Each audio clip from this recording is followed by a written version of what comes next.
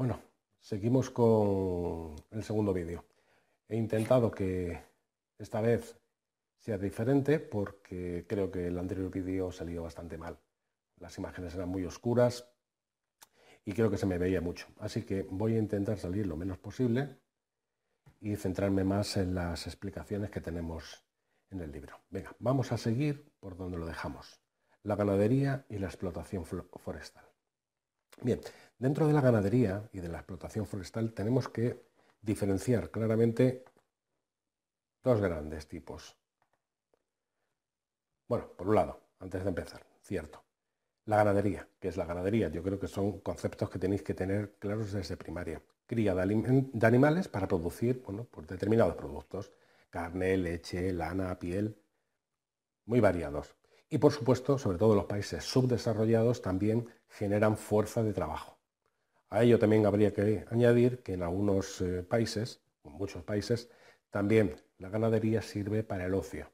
Pensemos, por ejemplo, en los hipódromos. Vale, pero nosotros vamos a centrar dentro en las actividades económicas propiamente dichas. Vamos a empezar por la ganadería tradicional. Es una ganadería de tipo familiar que tiene poquitas cabezas de ganado y que, bueno, por un lado, podemos apreciar que podemos diferenciar, dos grandes tipos. Por un lado, la más primitiva, que se hace sobre todo en los países más subdesarrollados, donde el ganado se tiene que adaptar a las condiciones tanto climáticas como del terreno. Ahí estamos hablando de países africanos, algunos países asiáticos, en los que suele haber algunos rebaños que no dan una productividad muy alta, ¿vale? En cambio, dentro de esa ganadería tradicional hay también una ganadería de mercado que es extensiva. Bien, la ganadería extensiva es la ganadería que utiliza muchísimas cabezas de ganado con pocos recursos y que para eso necesita sobre todo grandísimas extensiones de terreno. Bien, por un lado, si vemos aquí, esto sería, vamos a buscarlo bien, ganadería tradicional.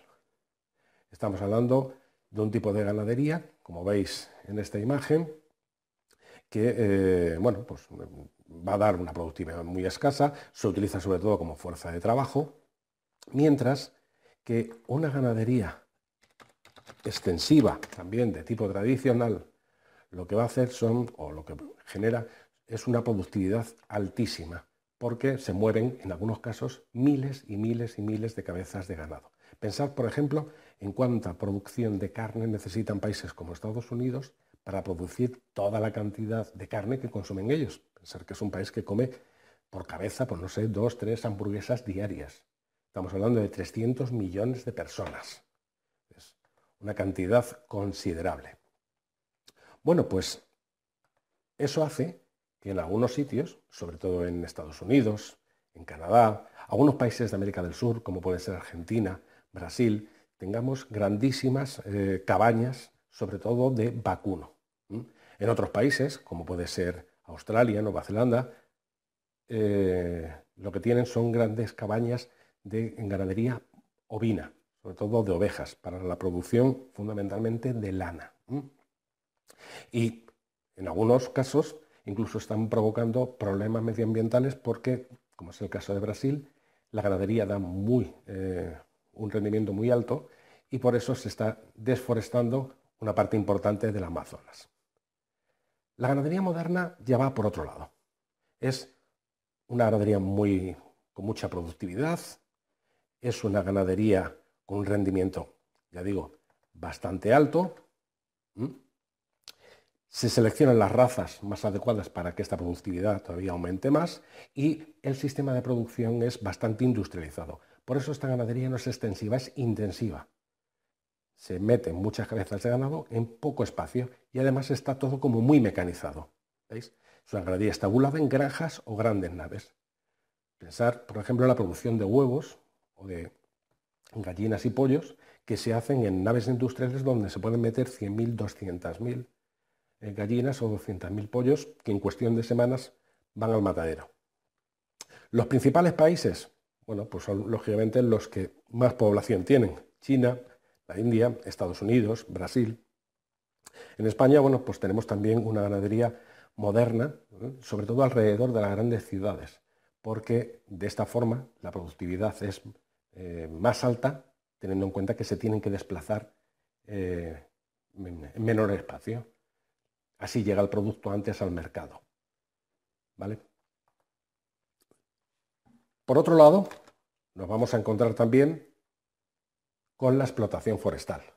Esta es, dentro del sector primario, una actividad secundaria. Aunque los bosques consiguen buena parte de recursos, una buena parte de los recursos que actualmente estamos utilizando, sobre todo la madera. Aunque no penséis solamente en la madera, pensar también en otra serie de productos como puede ser el corcho, como pueden ser los frutos que generan estos árboles, o en algunos países, de una forma industrial, pensar, por ejemplo, en este producto. Este producto que... caucho natural. Este caucho... no puedo ni dibujarlo.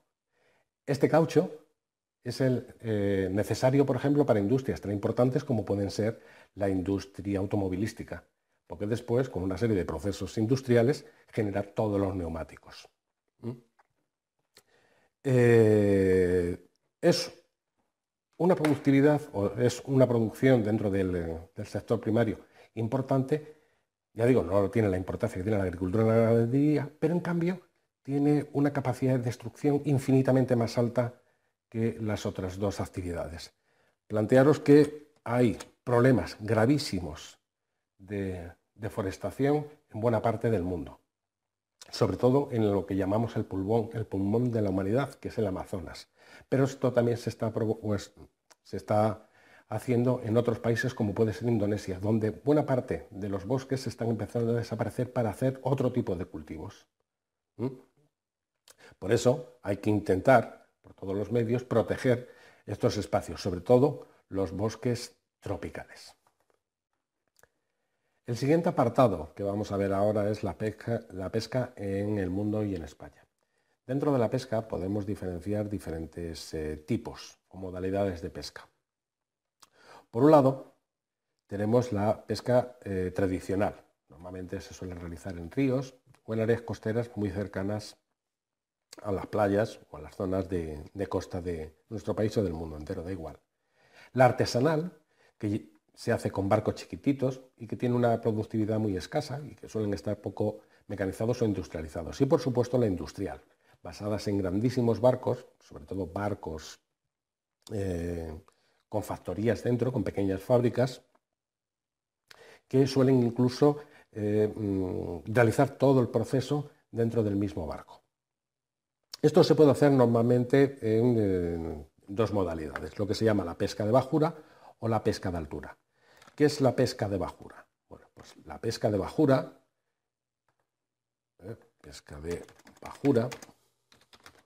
es la pesca que se hace en pequeños barcos cerca de la costa y que suele traer, bueno, pues poco producto. Por eso tienen que salir todos los días. En cambio, la pesca de altura es una pesca ya muchísimo más industrializada, con barcos mucho más grandes, con redes que en algunos casos pueden llegar a medir kilómetros, y en el que aquí dentro del propio barco, se pueden tener factorías para que la conservación o incluso la congelación de los productos, y tal cual llegan a los puertos y se distribuyen rápidamente por los distintos canales de distribución. ¿Dónde se realiza esto? Bueno, pues todo esto, esta actividad, se realiza sobre todo en los llamados caladeros. ¿Qué es un caladero? Pues un caladero es una zona donde hay abundancia de pesca. Y tenemos varios en el mundo. Nosotros teníamos caladeros relativamente importantes, estoy hablando del caso de España, pero la sobreexplotación durante mucho tiempo pues ha hecho que estos caladeros se hayan ido consumiendo poco a poco. Aún así, nuestros barcos, como los del resto del mundo, van a los caladeros que hay alrededor de todo el mundo. Estos barcos que se van a estos caladeros, lógicamente, son barcos de altura y que se pueden tirar en algunos casos hasta meses. fuera de sus bases. Zonas importantes, el Atlántico Norte, la zona este de América del Norte, la zona pacífica, la zona oeste de Asia y también la zona sur de Atlántica de América del Sur. En estas zonas, cada una tienen su propia especialidad. Por ejemplo, aquí en esta zona de América del Sur se dan gambas y langostinos. Aquí en la parte norte se suele dar mucho la merluza y el bacalao. Aquí, en la parte de Asia, se suele dar mucho el lenguado, el panga y otra serie de crustáceos, de pescados. Bueno, ya digo que cada uno tiene sus propias zonas. Por ejemplo, esta de aquí, muy importante para España porque se da una gran parte del atún que consumimos, la zona de Somalia, del sur de la península arábiga. Pero, aunque tenemos grandes zonas, y los peces parece que nunca se agotan, sí se agotan. Así que se establecen una serie de políticas, que lo que va a intentar es evitar la sobreexplotación. Por eso a veces hay unas cosas llamadas paradas biológicas. Y es que durante un año, 6 meses, 2 años, no se permite pescar, ¿vale? Porque de esa forma se recuperan las especies y vuelve otra vez la actividad a iniciarse. Para evitar todo esto, desde hace unos años se ha empezado a utilizar ya la llamada acuicultura, que es la cría de especies acuáticos en granjas especiales, que normalmente suelen estar en la costa. Veréis, vamos a ver un ejemplo. A ver, acuicultura.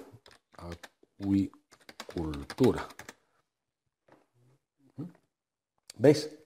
Estos serían, pues grandes granjas de pescado.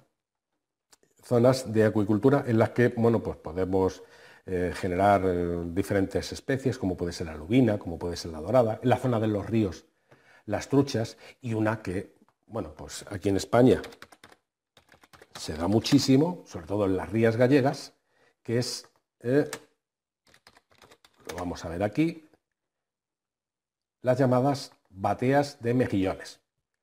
Se da en la entrada de las rías gallegas y esto al fin y al cabo también es parte de la acuicultura.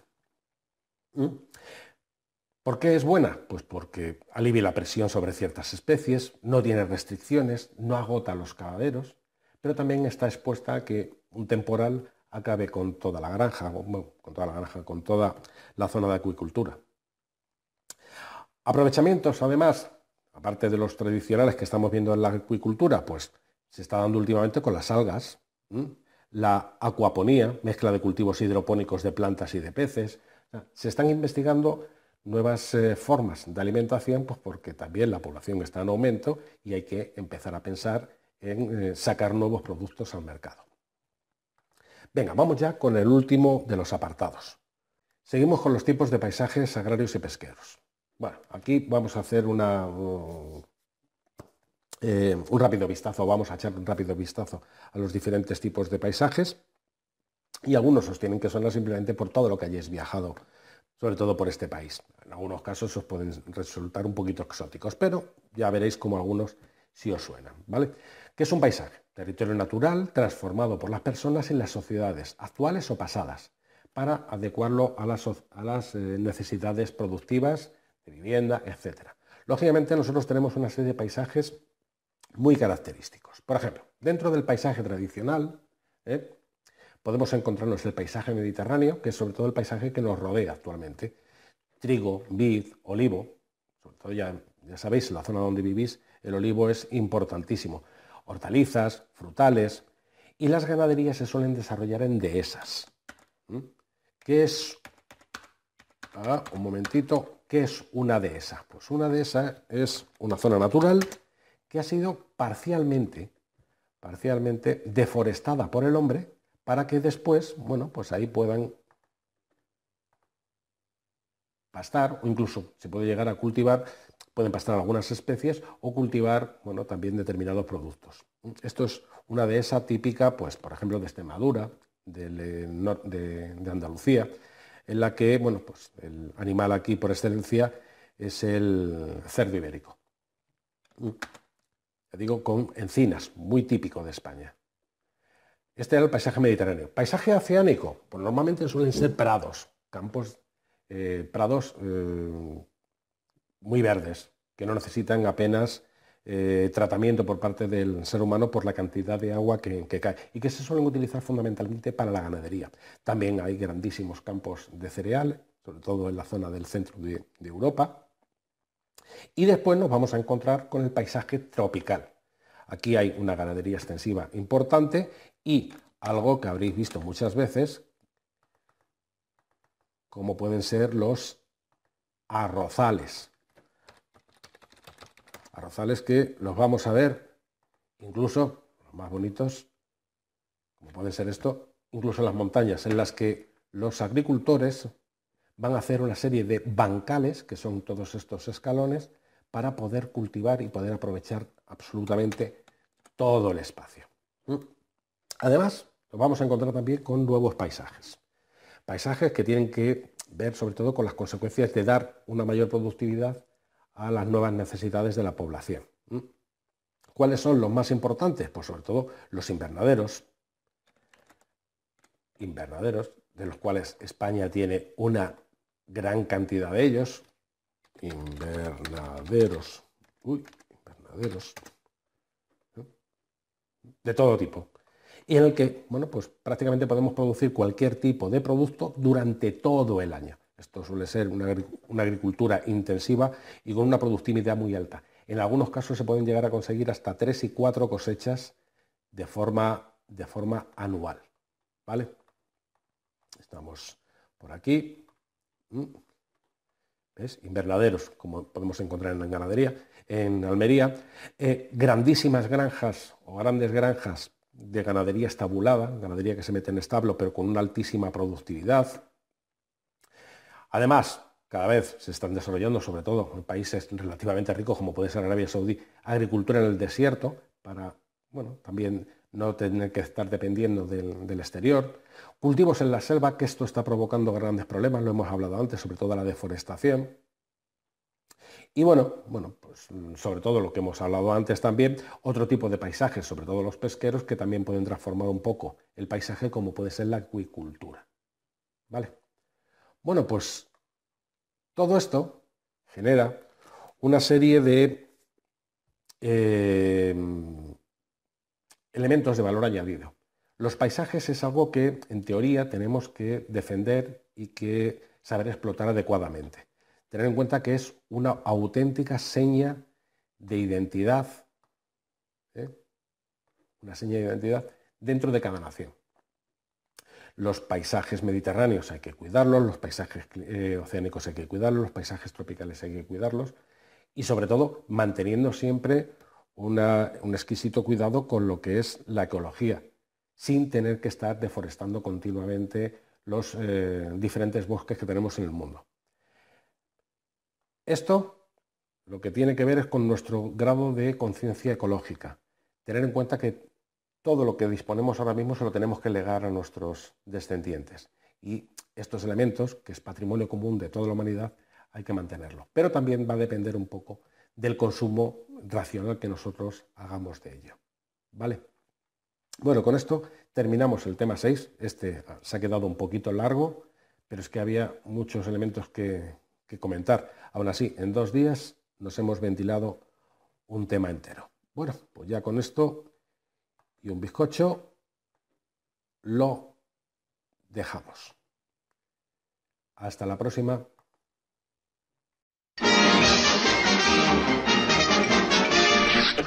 Eso es todo, amigos.